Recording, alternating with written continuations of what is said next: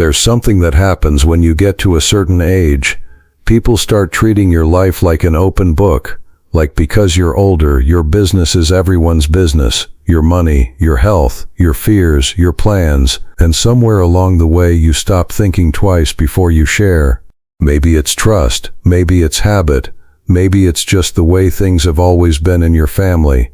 But I'm here to tell you, from 80+ years of living, that some things are better kept close, not because you have anything to hide, but because privacy, at this stage of life, is protection.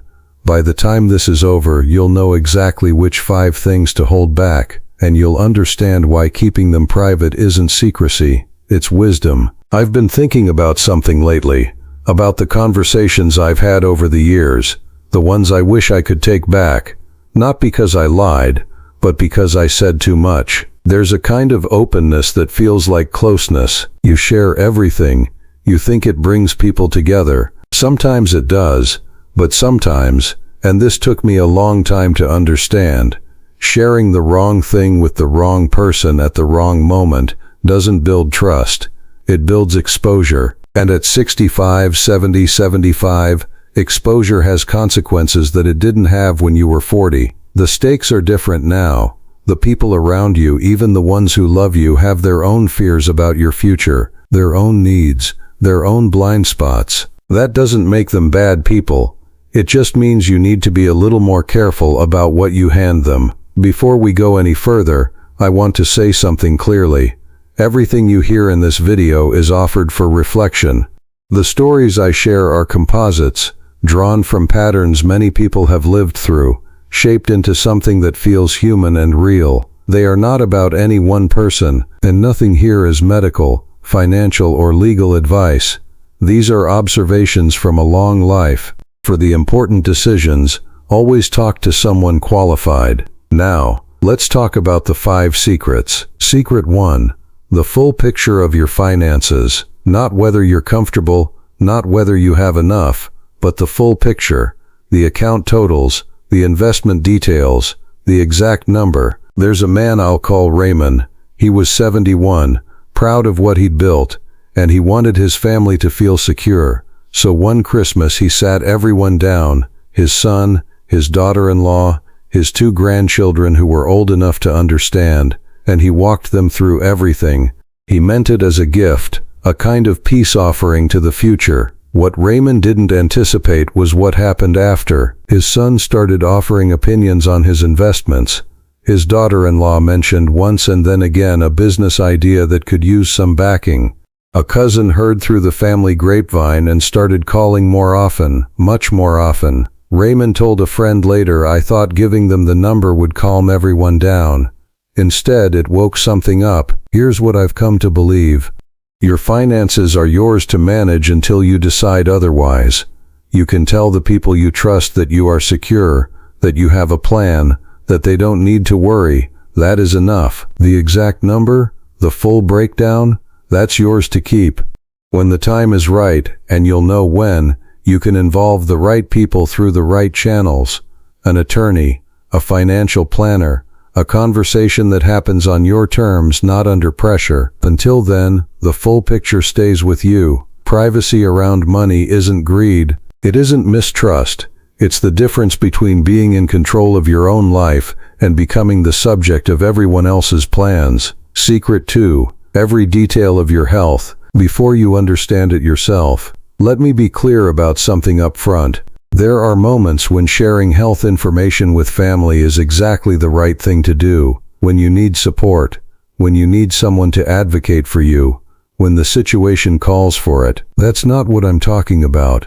I'm talking about the early moment, the uncertain moment. The moment after a doctor's appointment when something was mentioned that you don't fully understand yet, when the test results haven't come back, when the diagnosis is still a question mark. I had a friend, I'll call him George, who was told at a routine appointment that there was something they wanted to look at more closely. Nothing definitive, just a follow-up scheduled. He mentioned it to his daughter that evening. By the next morning, she had called her brother in another state. The brother had looked it up online and had strong opinions. His wife, bless her heart, had forwarded him 3 articles from the internet. By that weekend, George was fielding calls, managing everyone's emotions, reassuring people who were panicking about a situation that turned out to be nothing at all. He told me later, "I went from having a question to running a crisis, and the crisis wasn't even real." The thing about sharing health information early, before you have clarity, is that it transfers your uncertainty to everyone around you, and then you end up managing their fear instead of processing your own situation calmly. Your health is yours to understand first. You have that right. You have the right to sit with information, to ask questions, to get a second opinion, to decide what it means, before you bring anyone else into it. Once you have clarity, you can decide how much to share, with whom, and in what way, but that decision belongs to you, not to the moment of shock, not to the first phone call of the evening, to you, after you've had time to breathe. Secret 3, that you live alone, and your daily routine. This one might surprise you. We live in a world where it's easy, natural even, to mention in passing that you live by yourself, to tell the cashier, to post about it online, to mention to a new acquaintance that it's just you in the house now. Most of the time that's completely harmless. But there's a pattern that elder safety researchers and crime prevention advocates have noticed for a long time. Older adults who live alone, and who are open about that fact and about their daily habits, are more vulnerable to certain kinds of targeting. I want to be careful here because I don't want to make you afraid. That is not the point. The point is this: you don't need to broadcast that you are home alone every evening. You don't need to tell new acquaintances what time you leave the house or when you get back. You don't need to post on social media that you're traveling and the house will be empty. These seem like small things, and individually they are, but together they create a picture, and some people, not many but some, are looking for exactly that picture. A man I'll call Harold learned this the hard way, not through anything dramatic, but through a series of small moments, a conversation at the barber, a mention in a local community group online, a routine so consistent a neighbor could set their watch by it, that eventually led to a break-in while he was at his weekly card game. Nothing violent, nothing that left a permanent scar, but a violation of his space that shook him for a long time. He told me, "I never thought of myself as someone who needed to be careful. I grew up in a town where everyone knew everyone. The world has changed. Not entirely, not in every neighborhood, but enough. You can be warm. You can be friendly. You can be part of your community. You just don't have to hand anyone a map." Secret 4. Your deepest fears about the future. Every man I've ever known who made it past 65 has fears they don't talk about. Fear of losing their independence. Fear of becoming a burden. Fear of the money running out before the year's due. Fear of dying alone. Fear that the people they love will forget them once they're gone. These fears are real. They deserve to be felt. They deserve to be spoken, but not to everyone, and not without care. Here's what I've seen happen, more than once, when a man shares his deepest fears with the wrong person at the wrong moment. His daughter hears, "I'm afraid of losing my independence," and immediately starts researching assisted living, not because she wants to take something from him, but because she's frightened too, and action feels better than helplessness. His son hears, "I'm worried the money won't last," and begins quietly suggesting that maybe dad shouldn't be managing his own finances anymore.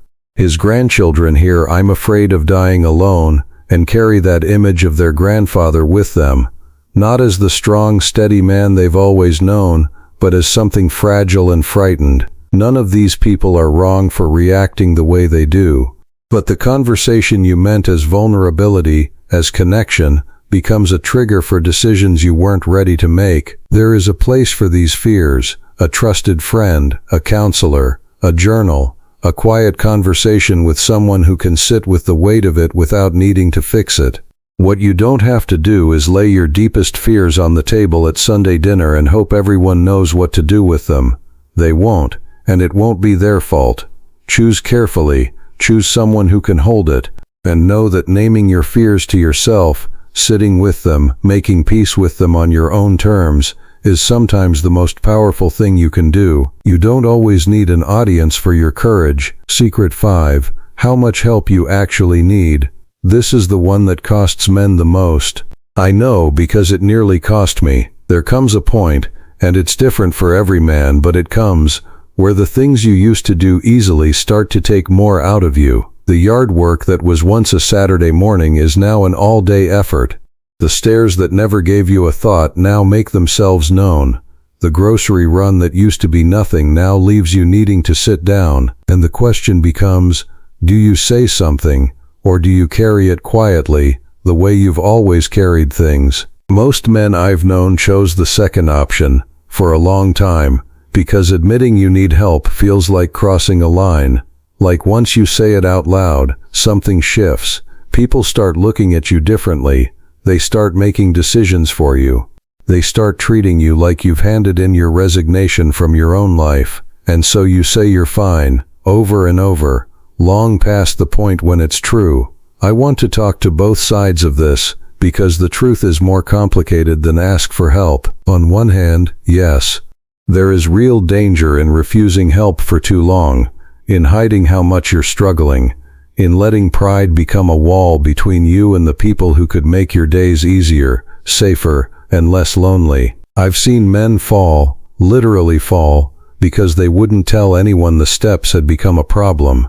I've seen men stop eating well because they wouldn't admit grocery shopping had become exhausting. I've seen men pull away from everything they loved because they wouldn't acknowledge that driving at night had become frightening. The cost of that silence is real, but here's the other side, and this is the part most people don't say.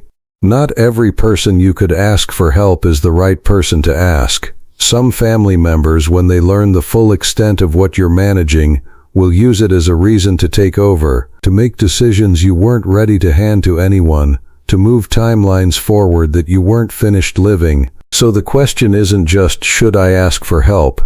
The question is, who do I trust with this? And how much do I share? The answer looks different for every man. But here's a principle I've come to trust. Share what you need to share to get the help you actually need, not more. If you need someone to drive you to an appointment once a week, you don't have to hand them a full accounting of everything you can no longer do. If you need a hand with the yard once a month, you don't have to deliver a speech about how much has changed. Ask for the specific help. Accept it with grace, and keep the broader picture close until you're ready to share it on your own terms. Because here's what I know to be true. There is dignity in knowing your limits. There is wisdom in asking for what you need. And there is real strength, not weakness, in allowing the people who love you to be useful to you. But you don't have to hand over the steering wheel just because you accepted a ride. Your life is still yours. The help is an addition, not a replacement. So there they are. 5 secrets. Not things to be ashamed of. Not things that make you less, just things that are yours. Your finances, the full picture of your health, the details of your daily life and living situation, the fears that live quietly inside you, and the honest accounting of what you need now that you're in this season. These things belong to you, and here's what I want to leave you with. Privacy is not the same as isolation. Keeping certain things close is not the same as pulling away from the people who love you. It is the act of a man who understands that not everything needs to be given away, that some things are yours to hold, that wisdom includes knowing the difference between sharing and handing over. You have earned your life, every year of it, every hard choice, every quiet morning, everything you built and lost and rebuilt. You don't owe anyone a full accounting of it. What you owe yourself is this: the clarity to know what's yours to keep, and the confidence to keep it. If something in this list felt familiar, if one of these 5 secrets hit a little close to home, I'd be glad to hear from you in the comments. You don't have to share more than you want to, but sometimes just knowing someone else is carrying a similar thing, that's enough to make the weight a little lighter. Take care of yourself.